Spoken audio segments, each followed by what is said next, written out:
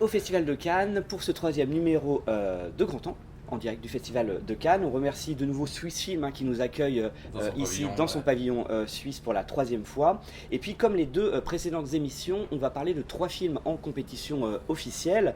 Donc on va parler de L'inconnu de Arthur Harari, Le Fjord de Christian Mungiu et Minotaur de Andrei Zhigantsev.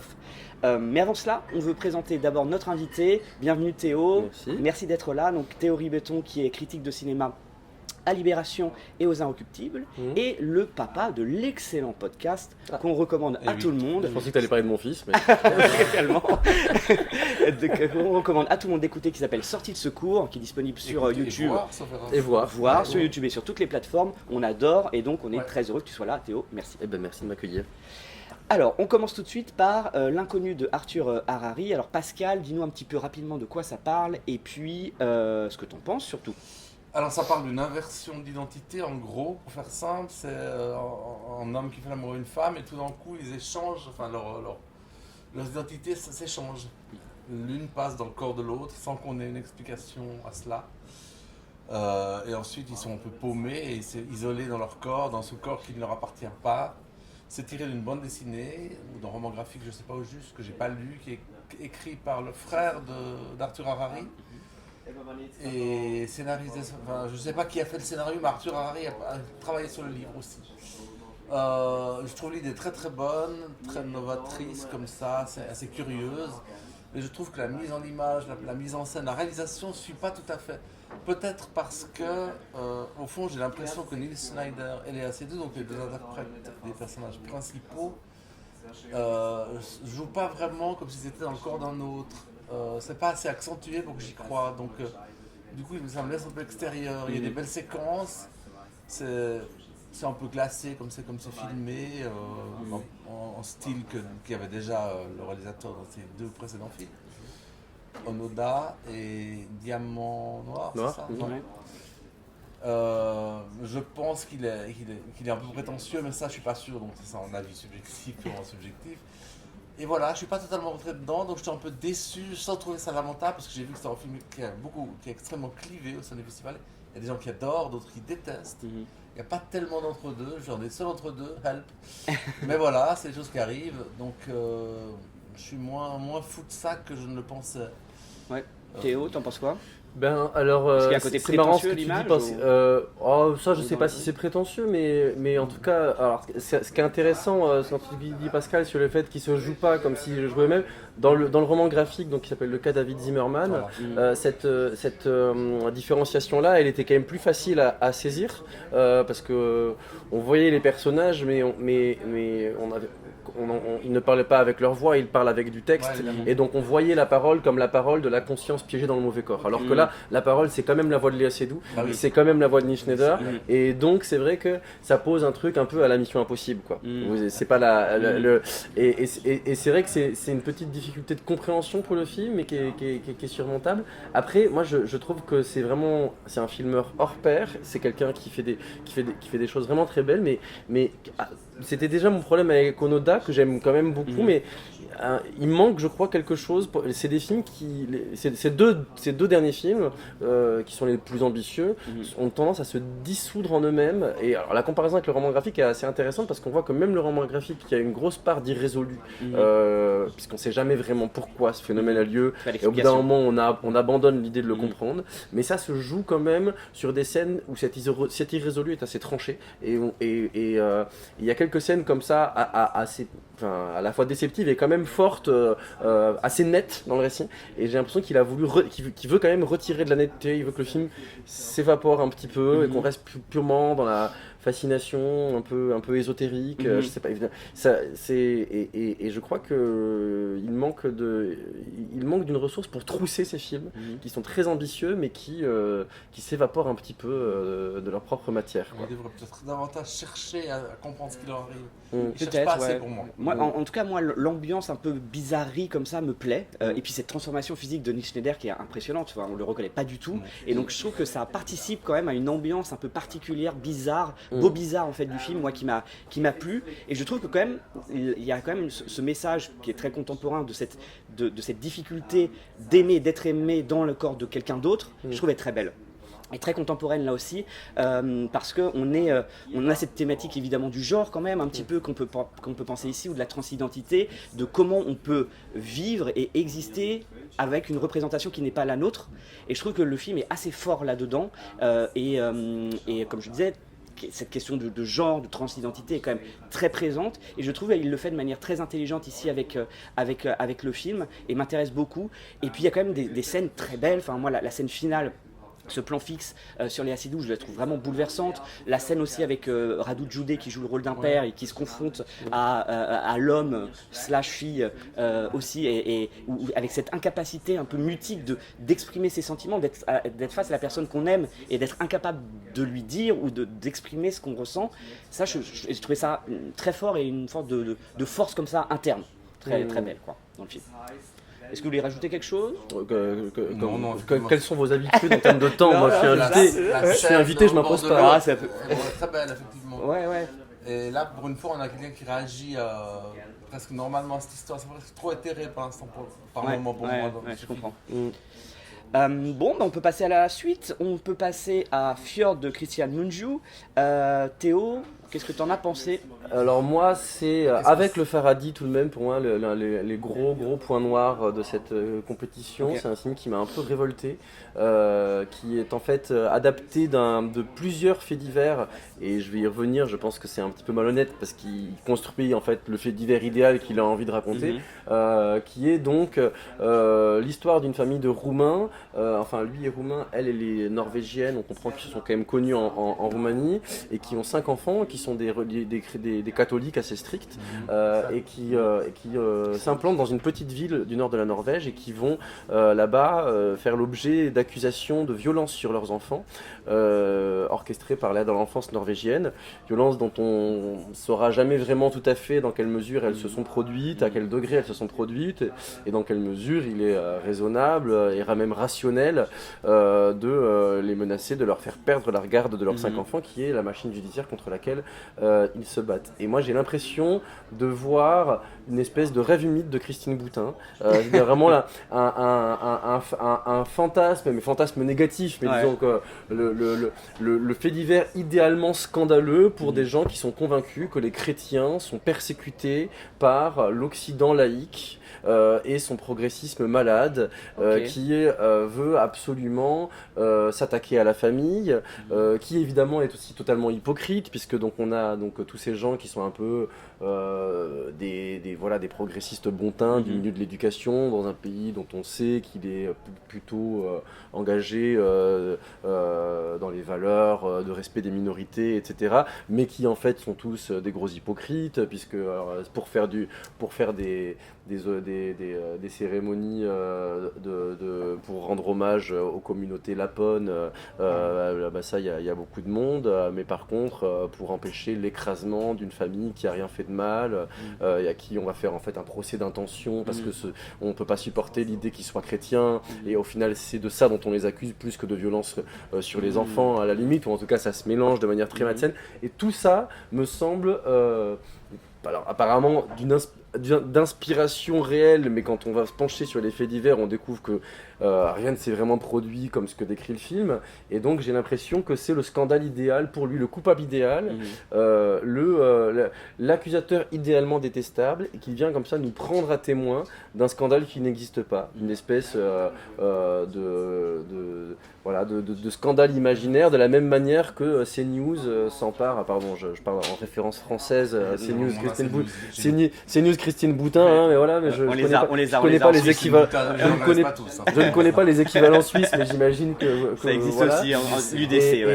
Et j'ai l'impression que tout ça est de la même manière que CNews peut s'emparer comme ça d'un micro-fait divers et faire une journée à en débattre et à délirer dessus. Moi j'ai l'impression que le film fait la même chose, et je trouve ça révoltant. Alors moi je suis pas totalement d'accord, parce que je suis pas emballé par le film, loin de là, mais je trouve que sa qualité elle est justement dans le doute. Je trouve que justement il n'y a pas de confrontation directe parce que justement en effet on ne sait jamais si cette famille a vraiment violenté ses enfants, on ne voit jamais l'image des bleus en fait sur les corps, il met tout ça hors champ et du coup il émise quand même une forme de doute, une forme d'interrogation.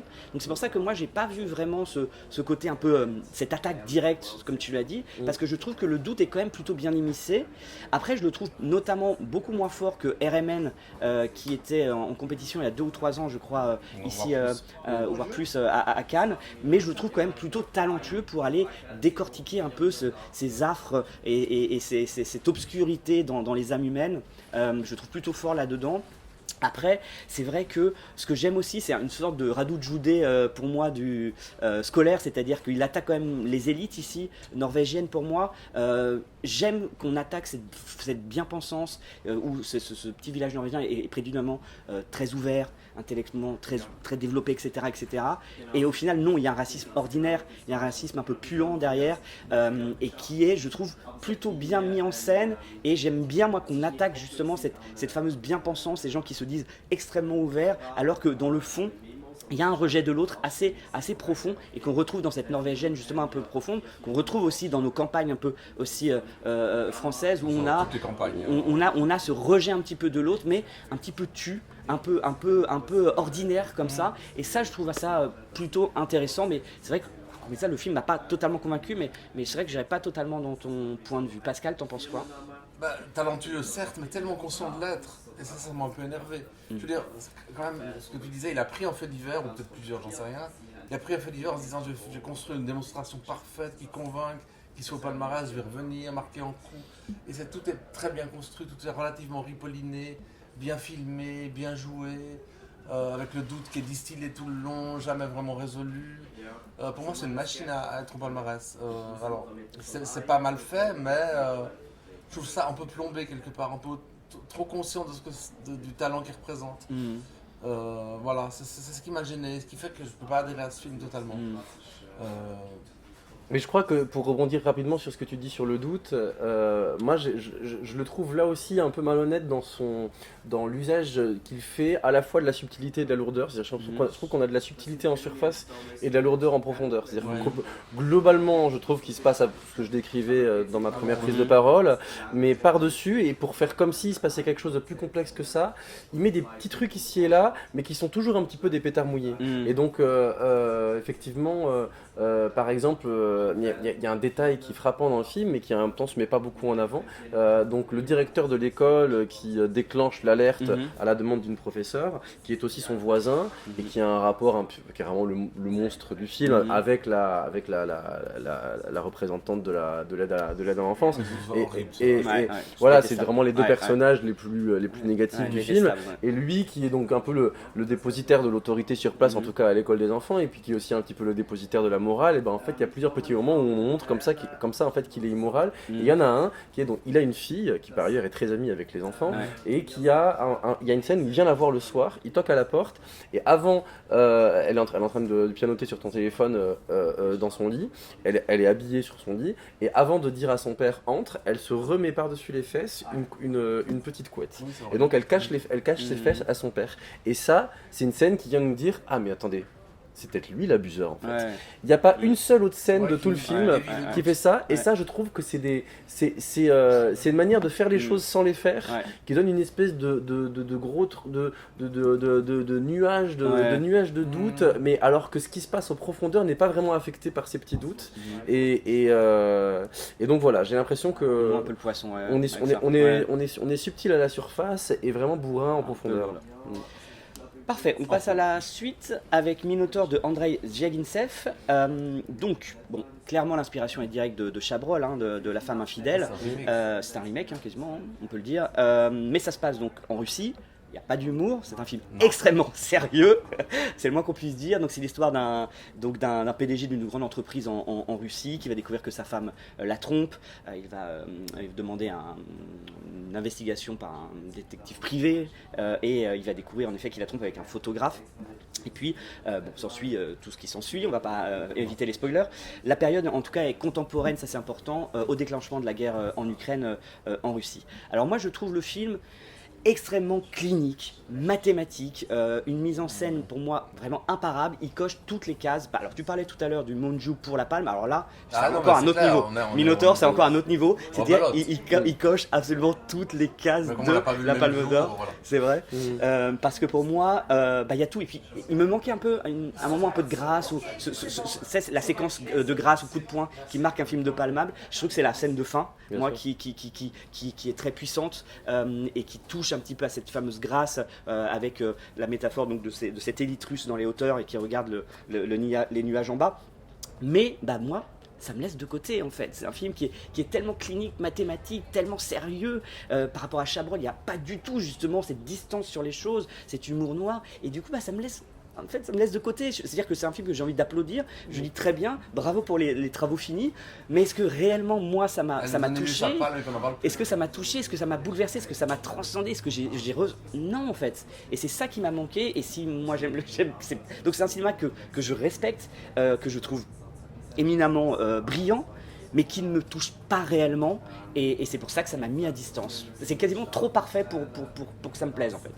Je sais pas ce que t'en penses, Pascal. C'est pas si parfait, mais effectivement, c'est aussi un film où j'ai eu de la peine à rentrer dedans parce qu'il y avait un côté un peu trop démonstratif. Là encore, je l'ai dit pour le Monju, je le répète pour le Zviagintsev. Quand tu parles de mathématiques, ça m'énerve un peu parce que tu sais que je suis mathématicien aussi. Et que pour moi, j'ai fait un tweet là-dessus en comparant, en disant qu'il y avait plus d'émotions dans le théorème de Fermat-Wiles. Je me suis fait attaquer. Mais je persiste et signe, il y a plus d'émotions dans l'hypothèse de Riemann, plus de beauté que dans le film. Où là, il y a juste je veux avoir la Palme d'Or. Pour moi, c'est le moins bon film de Zviagintsev. Mais alors, il coche toutes les cases là. Ouais, c'est ça. La guerre en Ukraine, ça y est. Il y a ça, ouais. Qu'est-ce qu'il y a d'autre? Alors, rien à dire sur la mise en scène, elle est magnifique. Rien à dire sur l'interprétation, ils sont parfaits. Rien à dire sur le propos, il est juste, voilà. Je vois pas tellement, en revanche, le film originel de Chabrol, qui est pas un des films de Chabrol que je préfère, que j'ai jamais revu, j'ai vu il y a très longtemps. Je le vois pas, voilà. Il y a la scène du meurtre. C'est le même canevas, mais c'est pas la même bourgeoisie. Et effectivement, le film est quand même déterminé par le contexte historique dans lequel il se place, qui est à la fois pas son sujet et en fait son véritable sujet. Et en fait, moi, ce que je trouve intéressant, c'est que c'est ce personnage qui est complètement monstrueux est un monstre un peu soft. C'est-à-dire que c'est quand même un type qui a pas l'air non plus de jouir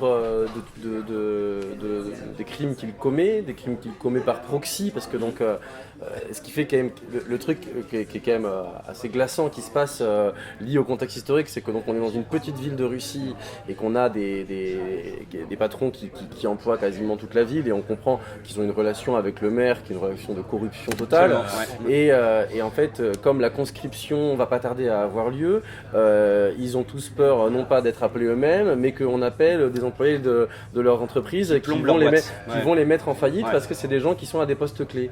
Et donc ils conviennent avec le maire de choisir eux-mêmes qui ils vont envoyer. Et donc on est sur un pacte capitaliste absolument épouvantable. C'est vraiment le capitalisme reféodalisé, quoi. Maintenant, littéralement, vous êtes mes employés, donc vous êtes ma chair à canon et je vous envoie. Et donc effectivement, c'est un personnage qui va avoir droit de vie et de mort, mais qui cherche pas, enfin qui est pas dans une quête de pouvoir, qui veut continuer de vivre comme une vie dans son travail et dans son foyer, et sa femme aussi, ni plus ni moins. C'est-à-dire, il veut pas plus, il veut pas moins, et si d'autres meurent pour ça, c'est non seulement pas un problème, c'est absolument normal, mais et pour autant il est pas monstrueux, il est pas désigné comme monstrueux, il est pas désigné comme déviant, il est désigné comme un produit assez normal de sa caste. Et ça, je trouve que le film est assez juste là-dessus de l'avoir. On a presque à des moments de l'empathie pour lui parce que finalement il se protège, il se. Non mais presque. Parce que il cherche à se sauver lui-même, voilà. Après, il y a des belles scènes de suggestion aussi. Le moment où il demande l'âge de la personne qu'il désigne pour aller à la guerre. Enfin, ça c'est plutôt juste, quoi. Il y a des petits tourments de l'âme, c'est vraiment léger. Mais c'est vrai que sinon, c'est un film qui est relativement plombant, quoi. Qui est méga plombant, relativement tu peux enlever. Ouais, mais qui est destiné à avoir la palme, comme le Mungu. Pour moi, en tout cas, il est... trois dont on a parlé n'aura la palme, tu verras. Bah, on verra, j'espère. Je me garde bien, moi, de faire des pronostics, ça m'a jamais réussi. Ouais. Moi, j'ai presque toujours eu mon pronostic. Moi, pour l'année dernière, oui, non, parce pas que pour l'année dernière, j'avais donné l'Iranien, c'était j'avais pas écouté la logique, j'écoutais mon ton cœur, ouais. Cette année, je donnerais Hope, mais j'ai pas l'impression qu'on... Moi aussi, je donnerais Hope, mais c'est mon pronostic aussi. Mais j'ai pas l'impression... Moi, j'y crois pas trop, quand même. Non, croyons-y. Croyons-y. On croit plus finalement, comme on continue. Voilà, on a fait le tour de ces 3 films en compétition. Il reste quelques films à visionner. Exactement. Donc on n'a peut-être pas vu la palme, elle est peut-être parmi ceux qui restent. Exactement. Donc là, le 3e podcast de Grand Angle ici à Cannes se termine. Nous, on reste encore quelques jours. Le festival n'est pas terminé. Voilà. Théo, encore une fois, un grand merci pour ta présence. Merci de m'avoir accueilli. Non, c'est un plaisir. Et puis, que des grandes plumes. Ouais, que des grandes critiques. On invite que des grandes critiques uniquement. Les autres sont laissés à la porte. Ça va limiter le nombre de personnes. Ouais, c'est ça le problème. On n'aura plus d'invités. Merci à tous. À bientôt. Ciao. À bientôt. Ciao.